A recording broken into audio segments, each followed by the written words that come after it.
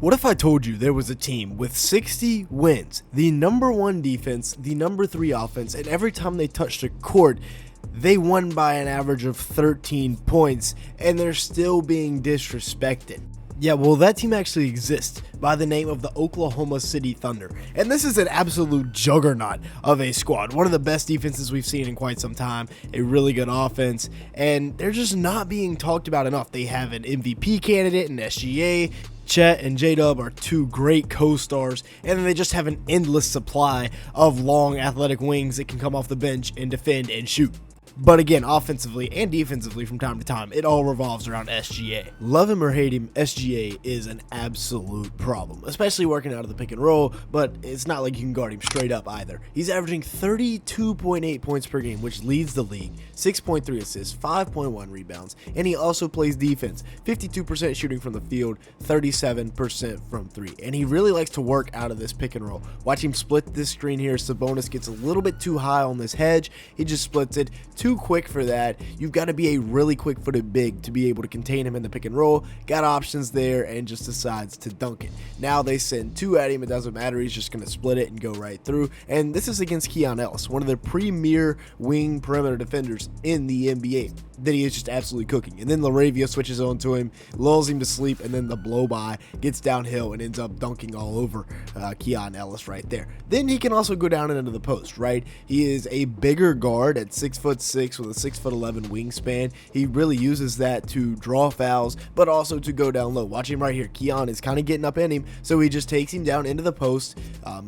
He's got options to pass out, but ultimately he just spins out and goes right into the quick little floater game because he's got elite touch around the rim. And then here he is in transition, just getting right downhill, going straight to the rim. And then if you load up on him, like watch Sabonis calling for help, trying to get over and build a wall in transition, he's just going to hang into it and pull up for three and knock it down. That barely touched the net. He is a very much improved three-point shooter. That is a ridiculous pull right here in transition. This man's the best offensive player in the half court in the world, I'd have to say, other than maybe Jokic, but Jokic can't create shots like this. Then finds Kenny Hustle running downhill, and the dude is still 26 years old. He's yet to even enter his prime, and he's putting up ridiculous numbers. Yes, I know he is second in the NBA in free throw attempts, but he's not even leading the league in free throw attempts, so he's not the ultimate free throw merchant. That's Giannis.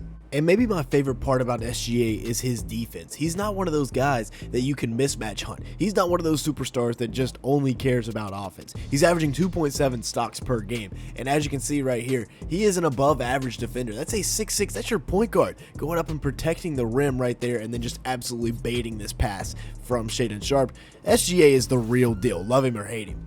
Like I said though, it's not just SGA. This team all the way around is absolutely stacked. Head coach Mark Daigneault does a phenomenal job, and check out this set right here. Nice little backdoor play for Chet, little back screen action, and it's all set up by SGA and the attention they pay to SGA, right? Because Keon Ellis is in no help right here, so he can't leave as Chet comes off of this back screen, and it's a great diagram here. Great job by Daigneault getting his guys in the right spots to take advantage of the way the defense is covering up Shai. And then you go big to big, and this is a really tough duo to stop, especially with Hartenstein's passing. Chet can pass a little bit. He can also handle it. Coming off the screen here at the nail, Keon Ellis again is stuck on Shai. He can't help off, so it's a free lob. Ellis actually does help and gets tagged with the foul right there. Now, as for Chet, he's having a solid season. On the year, he's averaging about 15.3 points per game, 8.4 rebounds, 1.8 assists, 2.4 blocks in 27 minutes per game. But pre-injury, he was dominating. 18.5 points a game, 9.2 boards, 2.2 assists, and 2.9 blocks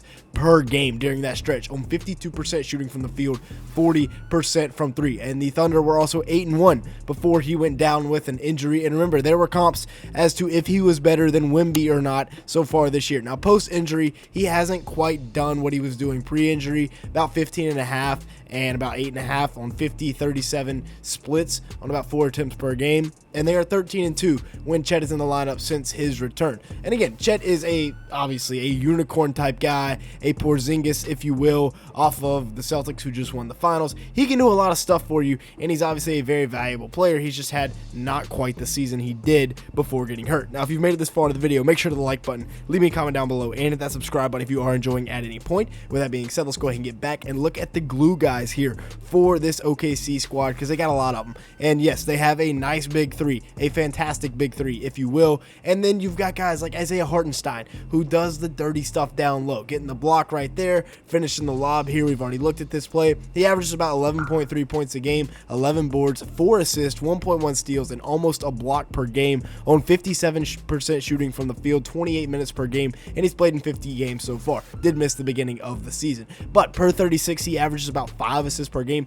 He's a remarkably good passing big man, and then he's also really good in the mid-roll where he can get to his little floater game. 3 years, $87 million seemed a little bit steep this offseason, but it's looking like he's worth every penny. He's taken the OKC Thunder defense from 11th and put it into 1st. They look really good. Sam Presti, this was a home run. He missed on the Gordon Hayward trade. He admitted it, and that was a home run. And then they also got Asian Duke Dennis, Jalen Williams here, the other Jalen Williams, knocking down threes. He just had a triple-double the other night. This team is so ridiculously deep that this guy doesn't even really play on a normal night when everybody is healthy, and he can go out there and get you 19, 17, and 11. You got Isaiah Joe, one of the most underrated marksmen in the NBA. And you never know when this dude's going to come in and hit like 6 threes on you and just completely run you out of the gym, averaging about 10 points per game, 2.5 boards, about 2 assists in 21 minutes on 65 games played, 43% shooting from the field and 40% from 3 on 6 attempts per game for him. He can hit the step back. He can really do it in almost every sort of way. That's a really tough shot right there. And then you got Lou Dort, the torture chamber himself, one part of this elite wing duo on defense, and he is much improved on the offensive side of the ball, averaging about 10 points per game, 4.2 rebounds, 1.6 assists, and 1.1 steals in 29 minutes per game this year. He's also shooting it at a very solid clip, 43% shooting from the field and 40% from 3 on almost 6 attempts. So he's almost shooting the same as Isaiah Joe, which is incredible improvement from the beginning of his career where they just let him shoot. And then you got Caruso, who came over, of course, from the Bulls this summer, and he helps this team out so much. He doesn't really score a lot. He doesn't really have, he doesn't lead the league in assists or anything like that, but he averages 7 points, about 3 boards, 2.5 assists, 1.6 steals, and he does that in 19 minutes. He is a very high impact guy, and he's just a winning player that OKC was able to bring in, and he has flourished here in OKC, and so have the Young Thunder. 45% shooting from the field, 36% from 3 for him, so his numbers have gone way up from the beginning of the year where he just got off to a really tough start.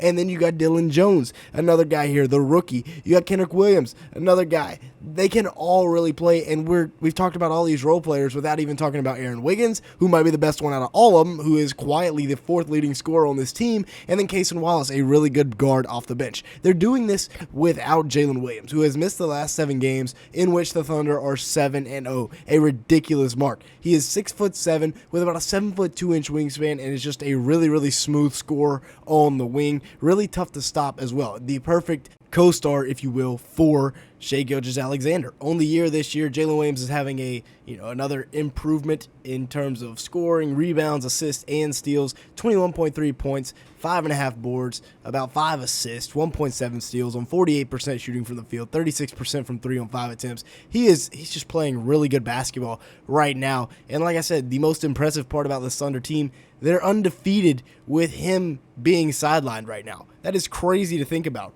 This big three, man, when they get healthy and they start going at teams in the playoffs, it's going to be a scary thing to see. With that being said, that's going to be it for today's video. Thanks so much for watching. Make sure to like button, leave me a comment down below, and hit the subscribe button if you did enjoy at any point. And with all that being said, thanks so much for watching today's video.